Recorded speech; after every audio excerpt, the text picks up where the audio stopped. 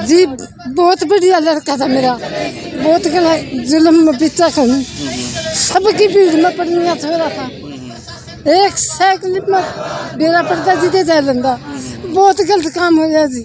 तो उन्होंने घर पर नहीं बताया इस बारे में? पहले भी मेरे को ऐसा मजबूर किया जा रहा है। बेरा पटे जी हमने किसी को कुछ नहीं बताया? नहीं, ये तो वो तो दूर के रहते थे ना घर के, तो मैं बेटी तो मैं हूँ। अच्छा, आप उनके? हाँ जी, मैं तो दूर था। अच्छा। ये बहन है मेरा। क्या कहना चाहोगे आप? हम यही कहना चाहेंगे डीएसपी अशोक कुमार को जल्द से जल्द गिरफ्तार किया जाए और उनको बहुत जल्द से जल्द सजा दी जाए। मेरा मौसी हूँ जी, छोटे छोटे बच्चे हैं, देखो जी बहुत जुल्म हो रहा है।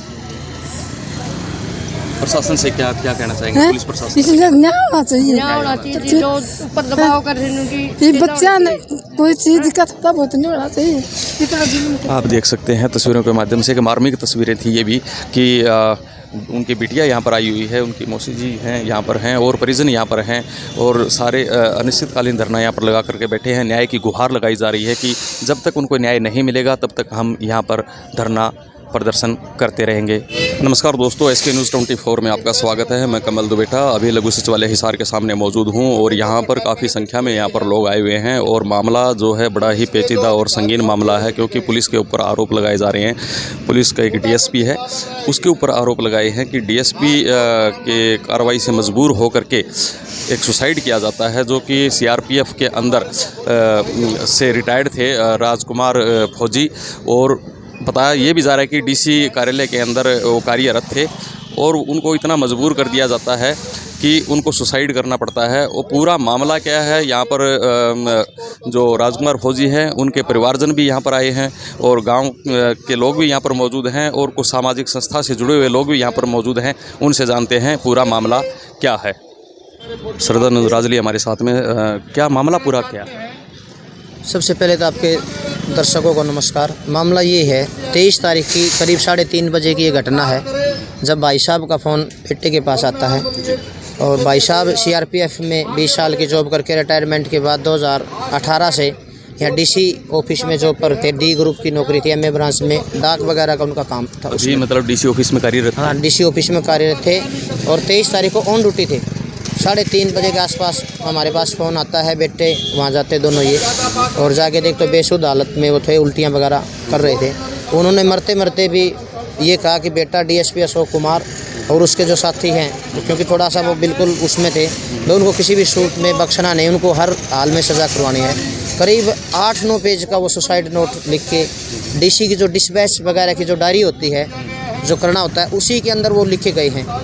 और ये कह के पूरा उसने काला चिट्ठा अशोक DSP को ने बिल्कुल एक तरीके से उनको हर तरीके से उनको फंसा लिया था। उसमें मामला ये था कि 1-4 सेक्टर में भाई साहब रहते थे, 1-4 में रहते थे, तो वहाँ एक कोई अवैध तरीके से 2-3 महिलाएं वहाँ रहती थी, सोनिया है, सीमा जो भी वगैरह वगैरह नाम उनके। तो उन्होंने कहा कि बहुत गलत तरीके से रह रहे हैं। कॉलोनी के लोगों ने खुद वहाँ प्रयास किया हुआ था कि 100-150 लोग इकट्ठे हुए, तो उन्हें सिग्नेचर वगैरह करके उसके खिलाफ कार्रवाई की मांग करी थी। वहाँ चौकी लगती, नज़दीकी चौकी में उन्होंने वो एप्लीकेशन दे दी।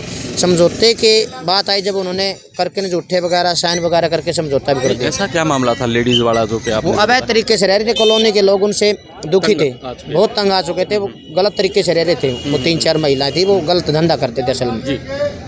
तो कॉलोनी के लोगों ने एजेंडा उठाया था। राजकुमार फौजी थोड़ा उसमें एग्रेसिव होकर थोड़ा आगे बढ़े, DSP ने उसको सीधा टारगेट किया और टारगेट किया तो वो मामला तो उन्होंने रफा दफा कर दिया। भाई ठीक है, समझौता हो गया, 2 दिन बाद 1 दिन बाद या तो ये धंधा छोड़ देंगे या ये यहाँ से जगह बदल लेंगे। तो कॉलोनी के लोगों ने सहमति दे दी उसमें। भाई साहब और भाभी जी घूमने फिरने के लिए गए थे, तो लेडीजें 2-3 और बुला ली, वो गाली गलौज वगैरह करने लगी। दोबारा फिर वापस दूसरा राउंड आई घूम के, तो फिर वो गाली गलौज, भाभी जी साथ थे तो वो जाके बोले भी क्यों गालियाँ बक रहे हो। 100 लोगों का मैटर था, हमारा अकेले थोड़ी था। तो वो पूरा DSP ने नियोजित ढंग से वो असल में प्रोपेगेंडा रचा हुआ था। तो उन्होंने फिर बातचीत हुई थी गाली गलौज की, उन्होंने थोड़ी वीडियो फौजी साहब की उसकी बना ली। तो उन्होंने फिर वो एप्लीकेशन उनको दे दी। 8:30 बजे पुलिस ने उनको उठाया, जेल में भी डाल दिया और ऐसा वहाँ सिस्टम रचाया उन्होंने कि भाभी जी को भी पुलिस वालों ने वहाँ थप्पड़ मारा, तो उनकी हाथापाई भी एक तरीके की फौजी साहब को उन्होंने अरेस्ट भी कर लिया था। भाभी जी को भी, फौजी साहब को, फिर बेटे को भी, और हाथापाई भी एक तरीके की पोजीशन वहाँ आ गई थी। उन्होंने फिर दूसरा मुकदमा बनाया कि ये तो हाथापाई करी, पुलिस वाले को पीट के भाग गए। ये ऐसा संभव है क्या कि एक चौकी के अंदर कोई हाथापाई करके भाग सकता है, जिसमें बच्चे भी शामिल है, लेडीज़ भी शामिल है, वो खुद भी शामिल है। फिर उनके खिलाफ दूसरा केस रचाया गया। ऐसा सिस्टम रचाया कि प्रोपगंडा रच के पूरा फौजी साहब को फंसाया गया। उस मीटिंग में मैं भी शामिल था, डीएसपी ऑफिस के मीटिंग कार्यालय में हुई, और जब उन्होंने बात की तो उसने सब लोगों के सामने भी, कॉलोनी के लोग भी आए हुए हैं, उनके सामने कहा, फौजी तुमने डीएसपी के साथ पंगा लिया, अशोक कुमार के साथ। लोग मेरे को अशोक कुमार कहते हैं, तेरे को जान से मरना पड़ेगा, मरने पर मजबूर कर दूंगा। अच्छा, उन्होंने ये बात अभी सदन क्या कार्रवाई हुई है? 4 दिन हो गए हैं मामले पे, क्या कल कोई बातचीत हुई है या अभी कार्रवाई क्या हुई है? अभी कोई कार्रवाई नहीं हुई है, बिल्कुल मजाक एक तरीके से प्रशासन ने बनाया हुआ है। हम प्रशासन से यही कहते हैं कि वो हमारे, असल में भाई साहब ने सुसाइड नहीं किया, उसने आत्महत्या बिल्कुल नहीं की, ये पुलिस प्रशासन द्वारा भाई साहब की हत्या की गई है। हत्या है, आत्महत्या नहीं है। तो एसएसपी साहब से मिले थे आप? हम कल एसपी साहब और डीसी साहब से मिलने गए, क्योंकि वहाँ कोई आला अधिकारी वहाँ नहीं पहुँचा था। बार बार हमारे 3 दिन से लगातार डेड बॉडी को ले बैठे, कोई भी आला अधिकारी नहीं पहुँचा। आखिर में हम थक हार के यहाँ डीसी और एसपी से मिलने आए। ये दोनों ही डीएसपी और एसपी, वो डीसी और एसपी दोनों कहीं बाहर मीटिंग थी या कोई था, छुट्टी पे थे। आज का हमें आश्वासन मिला था कि 11 बजे शायद वो आ जाए, तो इसलिए हम आए यहाँ। 4 दिन हो गए डेड बॉडी न्याय की गुहार लगा रही है। डेड बॉडी कहाँ है? डेड बॉडी अग्रवा मेडिकल कॉलेज में, जो सदन कब मोर्चरी। तक चलेगा ये आंदोलन? ये कोई लंबा आंदोलन चलेगा, अनिश्चितकालीन धरना चलेगा या क्या आज का? हम ये चाहते हैं कि हमारे भाई की डेड बॉडी हमें मिल जाए, ताकि उसका हम अंतिम संस्कार कर लें। लेकिन पुलिस प्रशासन ने, हम कहते हैं कि उसने जानबूझ के वो बॉडी कब्जे में ली हुई। जब तक वो दोषी गिरफ्तार नहीं होगे, हमारी आत्मा तो कम से कम नहीं मानती कि हम उसका दाह संस्कार फौजी साहब के बेटे भी हमारे साथ में हैं, तो क्या क्या कहना चाहेंगे इस पूरे प्रकरण पर? बातचीत तक सर कुछ ही नहीं हुई सर, ना हमें कोई अब तक कोई मिलने आया हमसे, ना किसी ने कुछ गुहार की है कि ऐसा होएगा। बस खाली एक ही बात की रट लगा रहे हैं, आप पोस्टमार्टम करा लो, पोस्टमार्टम करा लो, अच्छा, पोस्टमार्टम करा के डेड बॉडी रिसीव कर लो। पर सर हम ऐसा बिल्कुल नहीं चाहते। जब तक ये जो आरोपी हैं डीएसपी अशोक कुमार, उस तरह की गिरफ्तारी नहीं होगी तो हम कैसे डेड बॉडी रिसीव करें? तो प्रशासन से क्या क्या कहना चाहेंगे? प्रशासन से, पुलिस प्रशासन से मांग करता हूँ प्रशासन से कि जल्दी से जल्द कार्रवाई हो, डीएसपी अशोक कुमार गिरफ्तार हो, एसएचओ जगदीप सिंह है, एएसआई फूल कुमार है, एएसआई ऊषा है, अन्य और लेडीज भी हैं। आप क्या कहना चाहते हैं?